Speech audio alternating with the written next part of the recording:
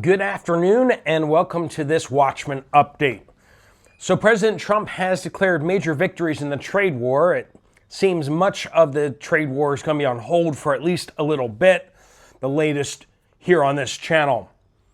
We have a major update on USAID, or should I say the former USAID. Turns out USAID was responsible for a lot of crazy stuff, including the cough itself. Yeah, that sounds a little over the top, but yet it is surprisingly true.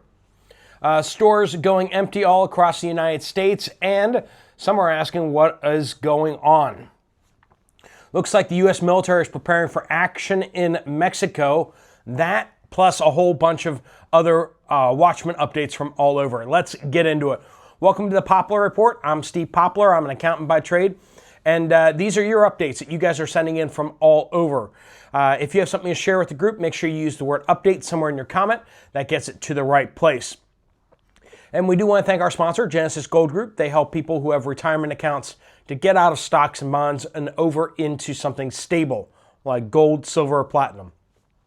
If you want to get your IRA, 401k, or other retirement account set up in something safer, you might want to talk to Jonathan and his team. They'd love to talk with you. There'll be a link at the end of the video to find out more. All right, the trade war with Mexico is apparently over. Mexico will deploy 10,000 troops to the border to block cartels and fentanyl smuggling. And the tariffs will be paused for 30 days to assess the impact. And apparently the trade war with Canada is over as well. Canada will also deploy 10,000 troops to the border to block fentanyl smuggling as well. Which, when you really get down to it, was this really an unreasonable request that the Canadians help the U.S. secure the border, stop the cartels, stop the human trafficking? Canada and the mainstream media seem to think so. J.D. Vance tweeted this: "For 3 days, a lot of the far left has actively rooted against America and argued that we get nothing out of President Trump's demands that Mexico secure its country. Well, how do you like them apples?" Couldn't put it any better. Thanks, JD. Reports are coming in that China is also setting up trade talks with the White House as well.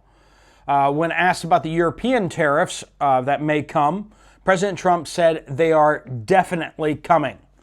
Now, at this point, the first two, Canada and Mexico, were focused mostly on border issues. The fact that Americans are dying by the tens of thousands due to these countries refusing to secure their borders. The fact that millions of people have crossed these borders into the United States with almost active participation from the Canadian and Mexican governments. That had to come to an end. But when we start talking about China, it's not just that. This may still be focused mostly on fentanyl, stopping the fentanyl, but it may also start to be more about fair trade. That is the second thing that Donald Trump always says that he is after, is he wants Canada to treat us the way that we are treating them. And let's just say they are not. They have lots and lots of tariffs on the United States that we don't have on them. They have like a 400% tariff, or it's over 200% tariff on U.S. milk. So if you want to take American milk and sell it in Canada, fat chance you're going to be able to pull that off. When it comes to other products inside the United States selling in Canada, we have tariffs across the board on so many different things: aluminum, iron, steel, even autos. All these things are being tariffed by Canada against the United States, and the United States is not tariffing in reciprocity. In other news, USAID, United States Agency for International Development, and I won't have to say that anymore because it is no more. Members of that agency got an email yesterday morning telling them not to come into the offices. Those that missed the email found offices with logos torn down and pictures removed from the walls. Website completely down. So basically, Elon Musk was busy this weekend. He summed it up this way. USAID is a criminal organization. Time for it to die. And he also tweeted this. We spent the weekend feeding USAID into the wood chipper. Could have gone to some great parties, did that instead. And you know what? Thank you. Thank you for not going to the parties and instead dismantling a U.S. government agency. I can't wait to see what you'll do on a vacation weekend or a holiday weekend. Maybe you could get the Department of Education into that wood chipper as well. I know that they're already talking about the U.S. Department of Education and getting rid of it as well. Another thing that they stumbled across as they were feeding it into the wood chipper, he mentioned that the USAID did indeed fund that biolab in Dragon Country in 2019. So if you get the calendar out, yes, that lab in Dragon Country where the cough came from. Bats, gain of function. Yeah, and they've tried to hide that over and over again. But clearly, while the United States didn't do it, the United States did fund it.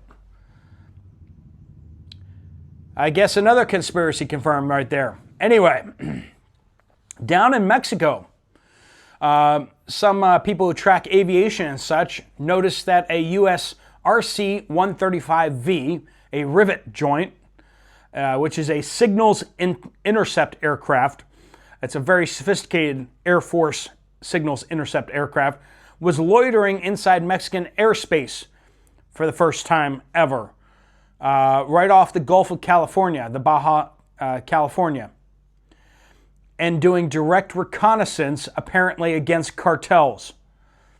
Secretary of Defense Hegseth confirmed that direct military action could now take place against the cartels, since Trump had declared them foreign terrorist organizations. He also confirmed that the U.S. military could now conduct strikes inside Mexico. We may see some big fireworks go off shortly. Timmy says Brahms Stores, Oklahoma's dairy and more store. Computer system was compromised. 300 plus stores are now cash only. This occurred a day or two ago. Pompano Beach in Pompano Beach, Florida, says, I was lucky enough to grab the last 2 cartons of Land of Lakes 18-count brown large eggs for $7.56 at the local Walmart neighborhood market. These were the only eggs left on the shelf. As of 2 days later, they're still completely out of stock of eggs. I'm starting to hear that more from different places across the country where you're just saying, not only are you saying out of eggs, you're saying it's been 2 days, it's been 3 days, it's been days since we've had eggs at the store. G says, Southern California, my daughter works at a small town restaurant where her boss admonished the cooks to be very careful while cooking the eggs in order to eliminate mistakes because of the outrageous cost. The staff was also told that they could only use liquid eggs for their own personal meals due to the scarcity of eggs. And we've already told you that those liquid eggs are only about 20 to 40% eggs. The rest is fillers. So before you're tempted, I know you're tempted to go for those liquid eggs and you're like, it's just eggs without the shells. No, it's not. It's not the same thing, friends. Bonnie says the local Agway farm store has submitted their pre-order form for people to buy chickens. The price of a day-old chicken is between $5 to $7 per chick. Some are $16 a piece. This is insane. Southeast Pennsylvania. Zombie Mom says eggs in Central Virginia, 18-pack, now $10. 1 dozen is $7. You haven't quite joined the $8 club, but sounds like you're close. And they also are not well stocked. Store had a sign up saying low egg stock due to the shortages. Zach says, update in Edmonton, Alberta. You have to wait 1.5 years for a hip replacement. We talked about what was going on up there health-wise with the Canadian free healthcare system. It's free, but you have to wait 1.5 years to get a hip replacement, even if you need it. Color me not interested. Sadie says, East Central Indiana, Meyer. Canned goods of fruits and vegetables nearly empty. A section 15 feet long and 4 shelves high. Butter also very low, only Land of Lakes available. Fresh chicken, very low supply. The same cooler was completely empty 2 weeks ago. Sugar and flour, very low stock.